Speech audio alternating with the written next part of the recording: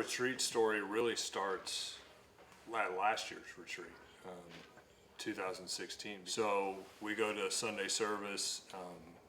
We're pretty much falling apart.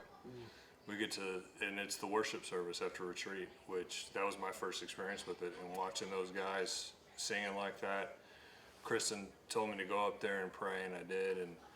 And then God just broke me. And so fast forward, now we're at Hawkins. So on the way there, it was our life group, most of our guys, but they added 3 new guys to our group who none of us had met.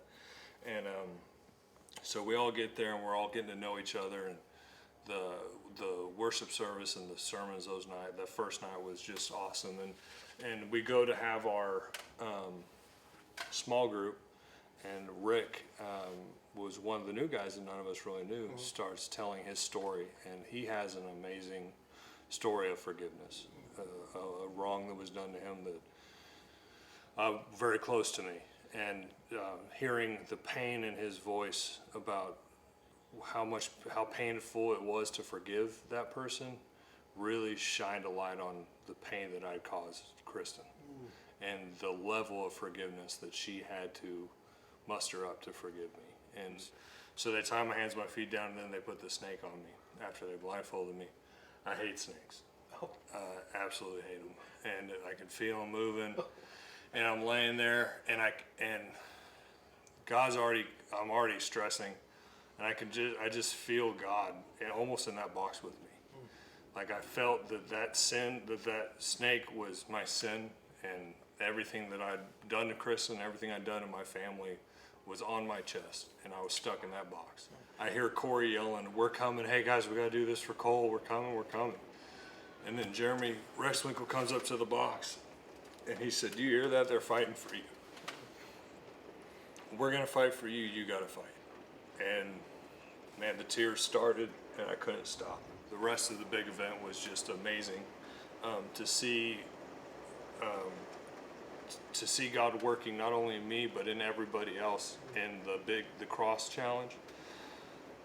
To see Rick up there and JR just speaking truth to him, and knowing JR, knowing that was God speaking through JR, and Justin with a baby on the way, and just so many amazing things happen in that little bit of time. And they give us our Bible verses, and the first sentence in my Bible verse is, God gives us amazing grace. Oh, wow. That's it, man. So we do the worship service, and the we and me thing, it was the whole weekend. I just felt like God was saying, I love you. But I really felt God had created a new person, not only since January, but I believe that night and those 2 nights. And I really wanted to symbolize that I wanted to be brand new. I wanted to be the husband I'm supposed to be, the man I'm supposed to be, the dad I'm supposed to be. So now we're back at the chalice ceremony. I go up there, and if anybody's seen the video, I'm crying the entire time. And they're like, what are you thinking? And honestly, I'm thinking that 8 great men that I really look up to, and I'm proud to call my brothers, chose me. They picked me, and not only those 8 guys, but God picked me. And God picked me for that weekend, and God picked me for my wife, and He picked me for my kids. And that's what was going through my mind. I'm worth it. There's shame in my life, but it's gone. Jesus took that away from me, and He put those 8 guys in my life, and it was just God completely washing everything out of me, those tears.